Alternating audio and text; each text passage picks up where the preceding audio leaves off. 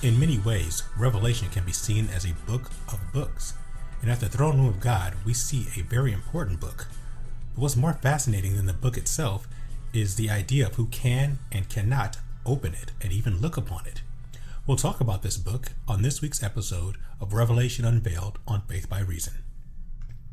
Welcome to Faith by Reason. The website behind it all is faithbyreason.net. There you will find hundreds of hours of study material, blogs, podcasts, and video. And we are continuing our study of the book of Revelation, and we are at Revelation chapter 5. 3 weeks ago, we were on Revelation chapter 4 when we got our introduction, our first view to the throne room of God. And then the last two episodes, we kind of took a little break, a little interlude to look at the controversy of the so-called rapture. And now we are back to the book of Revelation proper, and we are at chapter 5. And as I alluded to in the introductory statement, chapter 5 is focused around one of the several books that are pretty important in Revelation. And this is actually, you can technically call it the maybe seventh or even eighth, no, maybe even the ninth book that we encounter in Revelation. And that the first book is the book itself, because in chapter 1, John is told to write everything he sees. Then he writes 7 letters or 7 books to 7 churches. And now we are on, I guess you can call this book number 9. So let's just dive right in and start by reading Revelation chapter 5, which we should be able to get through in this episode. Chapter 5, verse 1. And I saw in the right hand of him who sat on the throne a scroll written inside and on the back, sealed with 7 seals. Then I saw a strong angel proclaiming with a loud voice, "Who is worthy to open the scroll and to loosen its seals?" And no one in heaven or on earth or under the earth was able to open the scroll or even to look at it. So I wept much, because no one was found worthy to open and read the scroll or to look at it. But one of the elders said to me, "Do not weep. Behold, the Lion of the tribe of Judah, the Root of David, has prevailed to open the scroll and to loose its 7 seals." And I looked, and behold, in the midst of the throne and of the 4 living creatures, in the midst of the elders, stood a lamb as though it had been slain, having 7 horns and 7 eyes, which are the 7 spirits of God sent out into all the earth. Then he came and took the scroll out of the right hand of him who sat on the throne. Now when he had taken the scroll, the 4 living creatures and the 24 elders fell down before the Lamb, each having a harp and golden bowls full of incense, which are the prayers of the saints. And they sang a new song, saying, "You are worthy to take the scroll and to open its seals, for you were slain, and you have redeemed us to God by your blood out of every tribe and tongue and people and nation, and have made us kings and priests to our God, and we shall reign on the earth." Then I looked, and I heard the voice of many angels around the throne, the living creatures and the elders, and the number of them was 10,000 times 10,000, and thousands of thousands, saying with a loud voice, "Worthy is the Lamb who was slain to receive power and riches and wisdom and strength and honor and glory and blessing." And every creature which is in heaven and on earth and under the earth, and such as are in the sea, and all of them, and all that are in them, I heard saying, "Blessing and honor and glory and power be to him who sits on the throne, and to the Lamb forever and ever." Then the 4 living creatures said, "Amen," and the 24 elders fell down and worshipped him who lives forever and ever. Okay, and that is Revelation chapter 5. So as we can see, the summary of this chapter, very short in length and in idea, is that there's a book. I call it a book. It's actually a scroll, but it's called a book in some translations. There's a scroll. No one can open it. A lamb is found who can open it, and then the rest of the passage is just praise for this. But this seems pretty simple and straightforward, but as we know here on Faith by Reason, we don't just take things at face value, we take a deeper dive, and as usual, there's a bunch of stuff that we can really get into and chew on here. So let's just start breaking down these verses and see where it goes. Starting with the first verse. "And I saw in the right hand of him who sat on the throne a scroll written inside and on the back, sealed with 7 seals." Well, him who sat on the throne, that's pretty obvious, pretty clear, hopefully. That is God the Father. That is Jehovah. He sits on the throne. We saw in chapter 4 that this is who is on the throne, is Jehovah. He is just full of light. This is the throne room of God. So that's who it is. And he has a scroll, a book, or a scroll. And let's look at the difference between the two. A scroll is, it's obviously a parchment of paper that is rolled up onto some type of, cylindrical device, either a reed or just some type of, long metallic or wooden structure piece. And a book is a codex as we think of it. And a codex is, again, our basic book where you have pages that are on top of each other and they're sealed on the sides. So this is a scroll. It's called a book in certain translations. A little bit, I'm getting a little nerdy there, but I just want to make sure we understand the difference between the two. So this is a scroll. This is parchment that is rolled up, and it is sealed. It is a scroll written inside and on the back and sealed with 7 seals. This is significant because it tells you, this description tells you what this scroll is. It's not just any scroll. It's a scroll that's written on the inside and the back and sealed is a legal document.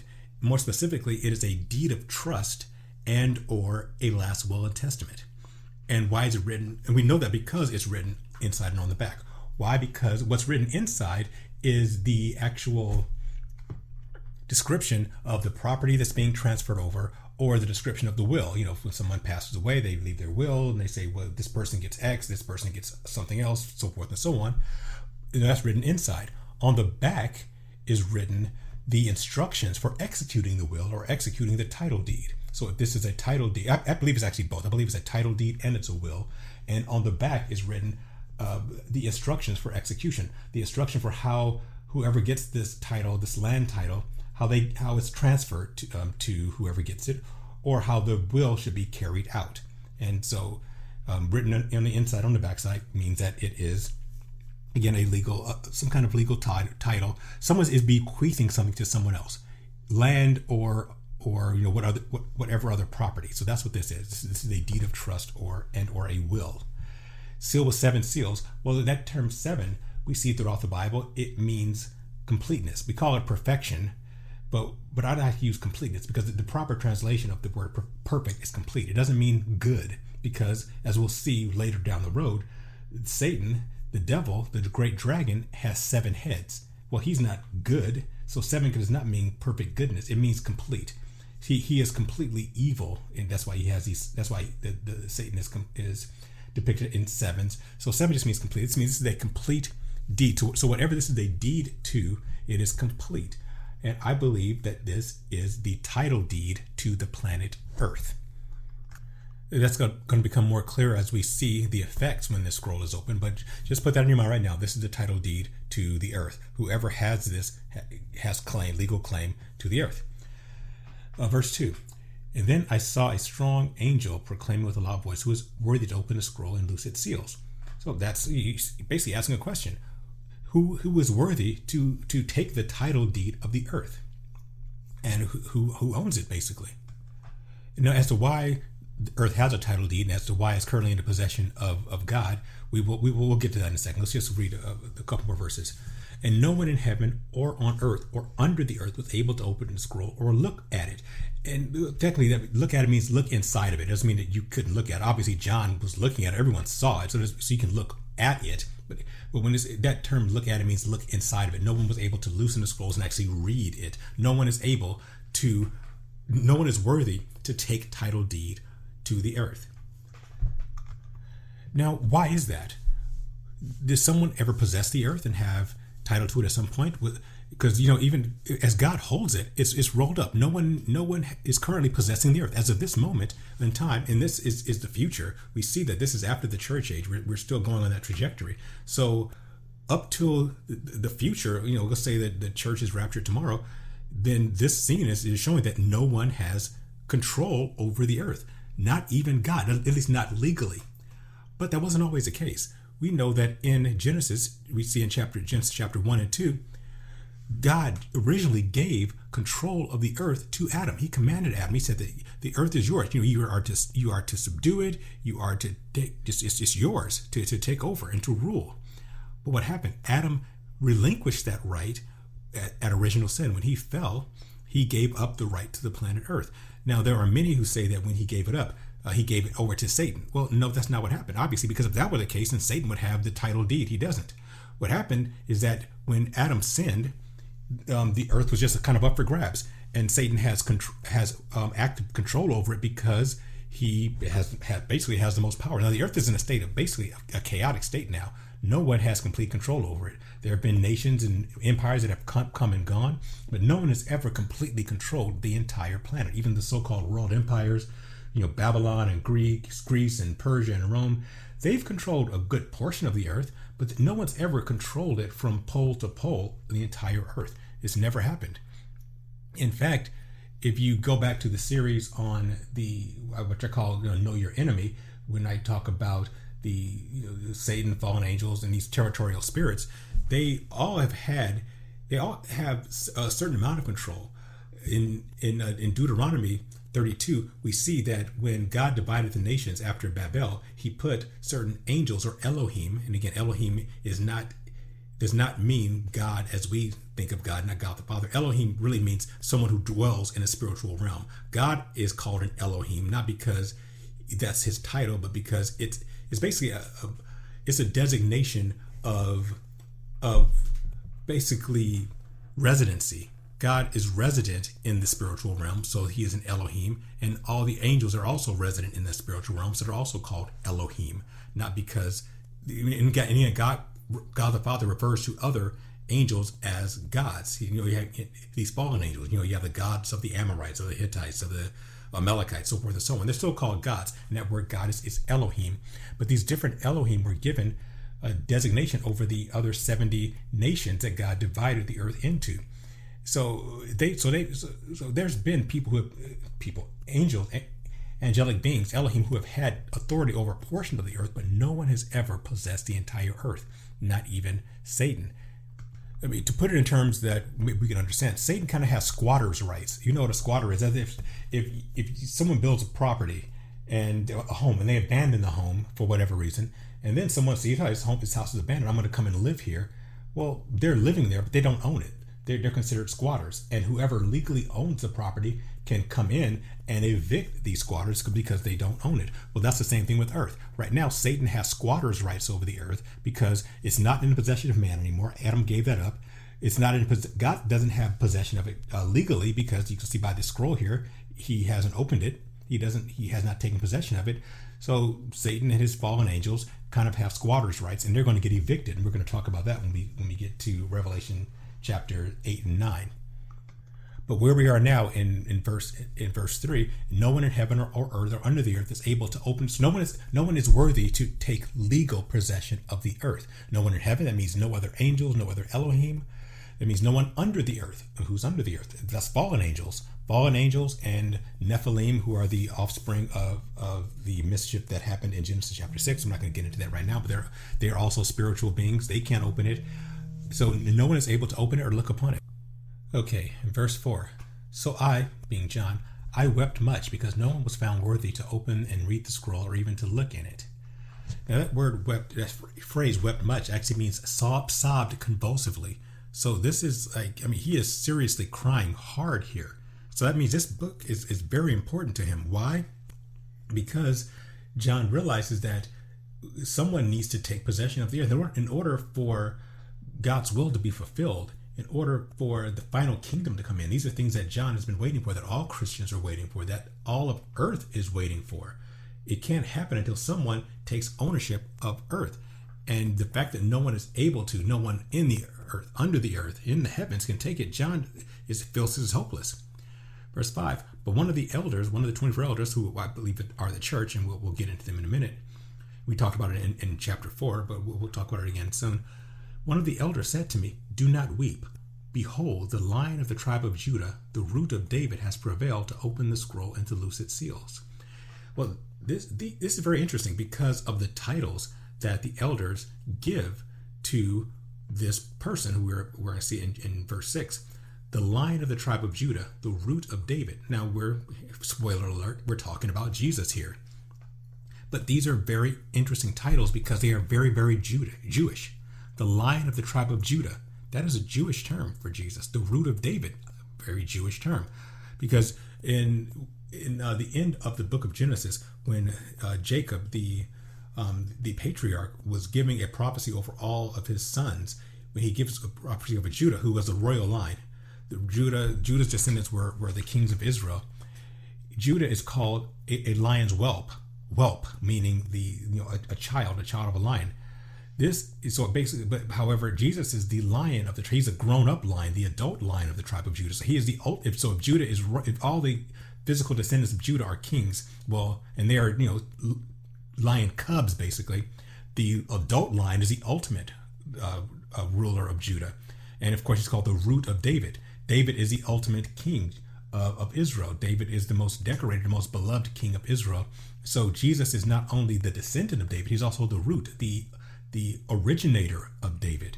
And again, very, very Jewish titles. I mentioned earlier in an earlier broadcast that once we get past the 7 letters to 7 churches, this book gets extremely Jewish. And this is very Jewish. We're no longer in the age of the church.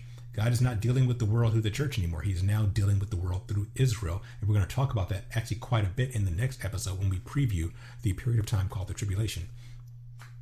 Verse 6, and I looked, and behold, in the midst of the throne and of the 4 living creatures, and in the midst of the elders, stood a lamb as though it had been slain, having 7 horns and 7 eyes. The title here should actually be not a lamb, it should be the lamb as it had been slain. So this is a proper title, and you'll notice this even in the King James version, which I'm reading, the New King James, which I'm reading. The lamb the word lamb is capitalized, meaning it's a proper person. This is the lamb. Who is the lamb? Well, this is Jesus, and again, very Jewish. Jesus, his Jewish term, is a lamb of God who had been slain from the foundation of the world, because the sacrifice of a lamb in the Jewish law was a precursor to Jesus. So again, Lion of the tribe of Judah, root of David, the lamb as though it had been slain. Very, very Jewish. And another interesting thing here is this lamb, who is again Jesus, looks as though it had been slain. And this gets back to something that I talked about way back, not in the Revelation Unveiled episodes, but this would go back to the podcast I talked about during the series on the resurrection of Jesus. So you can go back to the podcast. I'll link it in the show notes.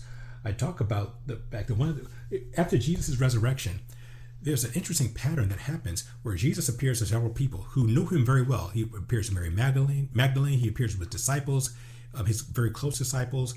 He appears to some external disciples who were on the road to Emmaus. And one thing that's common is that they have trouble recognizing him. Mary doesn't recognize Jesus when she's near the tomb. She thinks he's the gardener. The disciples don't recognize him.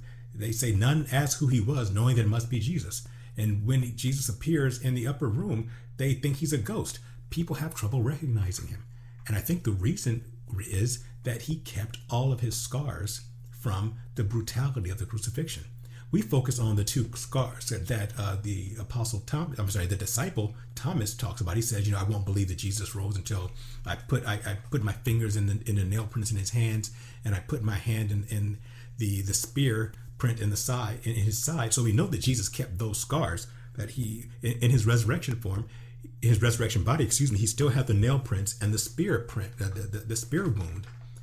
But we always assume that that's all he had. We assume that Jesus in his resurrection body was just this perfect, beautiful, glorious form, and the only thing that was different is that he had scars in his hands and his side. That's not logical.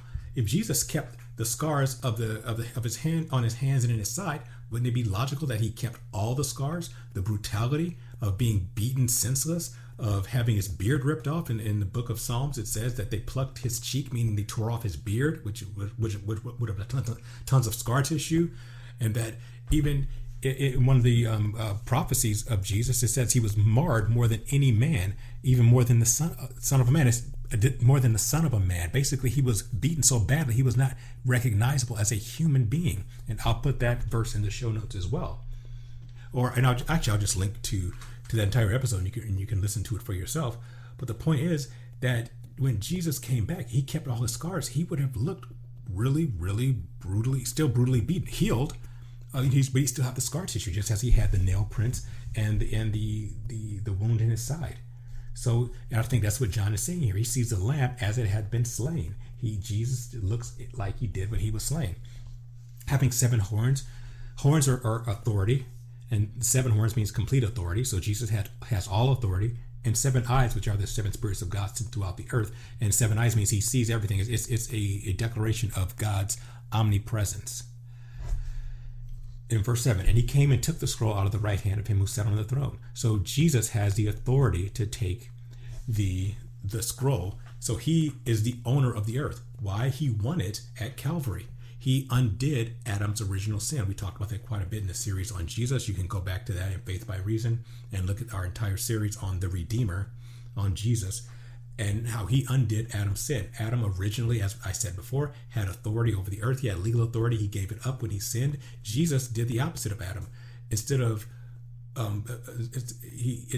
falling for sin, instead of falling for the machinations of Satan, he lived a sinless life that Adam did not sin. He resisted the temptation of the devil, and he paid Adam's price. He paid the price of death, and he went down to Hades, and he was resurrected. He has the keys of death and Hades. He undid Adam's sin, so he has the legal authority to take the scroll, and now he has it. And now we get into the worship stage. Now, when he had taken the scroll, verse 8. The 4 living creatures and the 24 elders fell down before the Lamb, each having a harp and golden bowls full of incense, which are the prayers of the saints. So the saints have been praying for this. Every person who's ever been a Christian, who's ever been a believer, going back, in the pre-Christian days, have longed for the day that the earth is reclaimed. And so these golden bowls represent all of their prayers. And the incense is a sweet aroma, because our prayers, it says elsewhere in the Bible, are a sweet aroma before God. And they sang a new song. I like this. This is a song that's never been sang before. And I talked about this song in the commentary on chapter 4. Here's the song. You are worthy to take the scroll and open its seals, for you were slain, and you have redeemed us to God by your blood out of every tribe and tongue and people and nation, and have made us kings and priests to our God, and we shall reign on earth. This song is one of the proof points that the 24 elders are the church, because only the church was redeemed by God. Angels were not. And only the church has been made kings and priests unto God, not the angels. So these 24 elders are not angels, they are the church.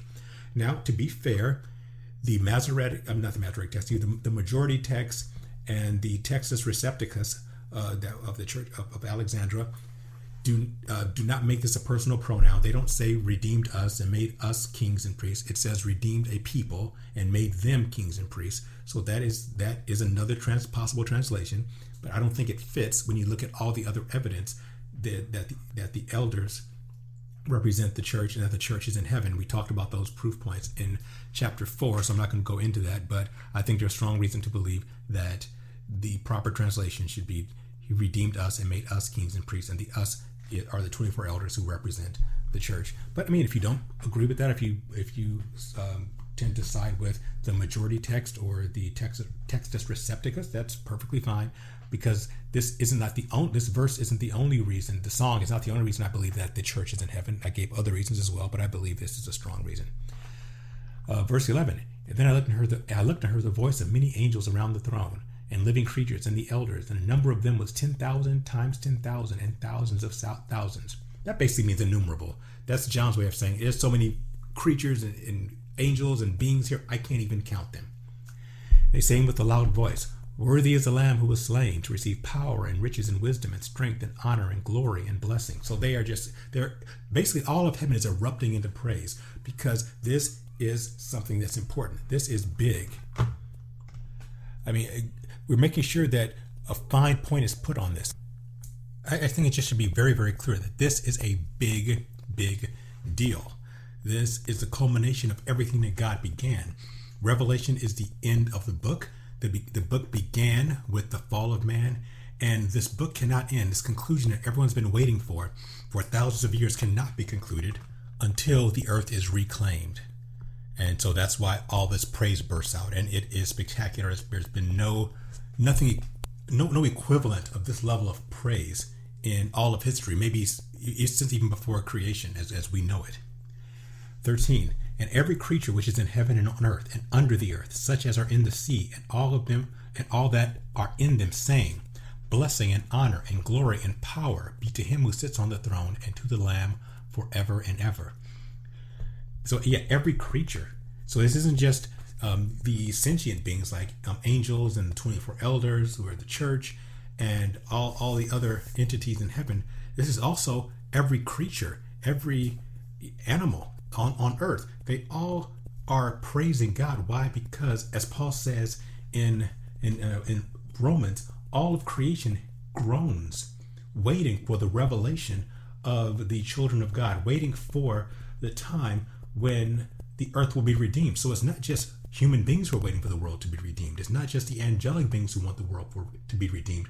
Every living creature on the entire planet, Paul says, they've been groaning for centuries, waiting for this to happen, and it's finally happening. This time of redemption of the earth, when the earth will be cleansed of evil, and it will come back to the state of Eden, that Edenic state, is finally at hand. And again, this greatest praise that's spiritually that's ever been witnessed and ever been experienced happens now.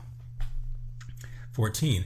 Then the four living creatures say amen, and the 24 elders fell down and worshipped him who lives forever and ever. And that's the conclusion. That's really what's happening here. So this is a shorter broadcast, which is great because we've gone so long in some of the other ones. But yeah, to summarize it, this book, this title deed to the earth, that has been vacant up since the fall of Adam, that God's just been holding on to, waiting for someone worthy. And of course, Jesus became worthy of it 2,000 years ago. So the question is, okay, if his death and resurrection made him worthy, why didn't he take it then? Well, the reason is us, frankly.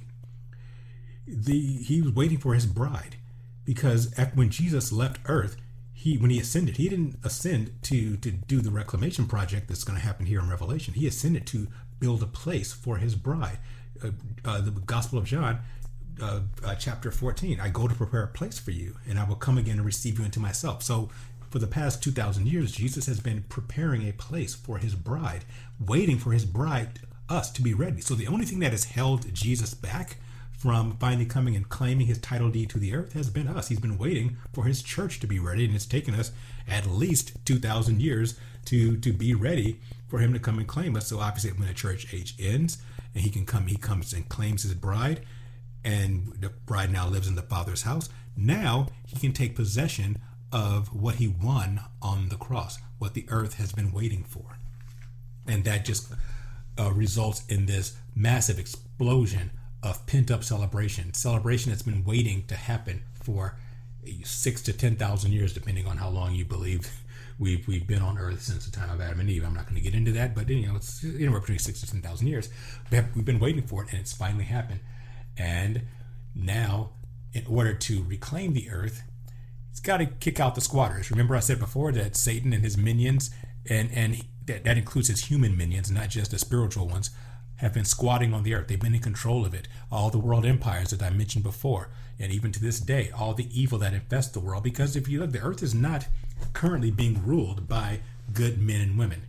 The earth is being ruled by people who are, frankly, evil. Whether you consider them our current politicians, who I think would fall under that category of evil. You have, again, the satanic evil behind them, the spiritual evil that is behind the world empires and the bankers and the military forces, all of which subjugate the earth and are causing massive amounts of suffering. All of that needs to be dealt with in order for Jesus to take possession of the earth. He's not going to take possession of the earth as it is now. This earth is currently not worthy of him. What needs to happen is Jesus needs to make the earth worthy of him. He needs to kick out the squatters, get the bad people out of the house, clean the house up, and only then will it be worthy for him to bring his bride into. Which takes us right to our next area of study, which is the tribulation. The tribulation is one of the most documented events in all the Bible, from Genesis to Revelation. Second, possibly, to the prophecies of the advent of Jesus. Some would argue that there are even more prophecies about this period of time we call the tribulation, more prophecies of that than of the advent of Jesus. Maybe not, but I think it's close. You have entire books, many of the minor prophet books, Joel, the book of Joel, the book of Zephaniah, Zechariah, areas of Hosea, areas of Amos, of Micah, of Malachi, talk about this time, this period of time, the day of the Lord, the time of Jacob's trouble. Jesus talks about it in Matthew chapter 24. The book of Daniel, I would say more than half, I would say 2/3 of the book of Daniel talks about it. At least half the book of Ezekiel is all about it. Big portions of Isaiah talk about it. Wide portions of the two Gospels, the two books of Peter talk about it. Jude talks about it. It is this period of time, even though it's a very relatively short period of time, somewhere around 7 years, give or take, is so climactic and cataclysmic that, again, there are tons of prophecy about it. It's this time of judgment. It's the apocalyptic time that we all know is coming. Whether you are religious or secular, whether you are Christian or not, you know that there is an apocalyptic time coming. We see it in our movies, in our TV shows, in our books, in our literature. We instinctively know that this time is coming and it's overdue. But the question is, what's the purpose of the tribulation? Is the purpose of the tribulation just for God to finally get all of his pent-up anger out and just slaughter people and rain down terror? Or are there other reasons for the tribulation? We're going to talk about that in the next episode. In the next episode, before we get to Revelation chapter 6, which is many people see as the beginning of this time of tribulation, this time of Jacob's trouble, we are actually going to do an introduction. I'm going to do an entire episode where I just introduce the tribulation. I will give a big picture overview of the tribulation, including, again, what its purpose is, why God is doing it, why he's doing it during this time, and what will be the result of it. And then we'll get into the minutiae. So in the next episode, I'm going to give you, again, a big picture outline of the tribulation and an introduction to it. And then we'll start to get into the actual verse-by-verse study of Revelation chapter 6. And I will give you the traditional view of what Revelation chapter 6 is that most commentators agree with. And after that, I'm going to spend a few episodes, probably maybe up to 4 or 5 episodes, giving you my different take on Revelation chapter 6, which is very, very distinct from the traditional view. Doesn't mean it's right. In fact, probably means it's wrong, because I haven't seen many other people talk about it other than me in the way that I present it. But it'll be something fascinating and something controversial, which is what we do here on Faith by Reason. But in the next episode, we introduce this time of trouble called the tribulation that will really make up the majority of what we'll be studying in the book of Revelation going forward. So thank you for listening and thank you for watching. I appreciate it. Please make sure to like this video so it gets us a little higher up on the YouTube channel so more people get to see it. Please subscribe via YouTube by hitting the subscription button and hitting the notification bell so that you can get these episodes as soon as they are up. You can also subscribe by putting your email into faithbyreason.net in the right navigation bar, and we will just send you. You'll make sure you get the episodes when they're available that way too. And I will talk to you next week when we introduce the time of trouble called the tribulation.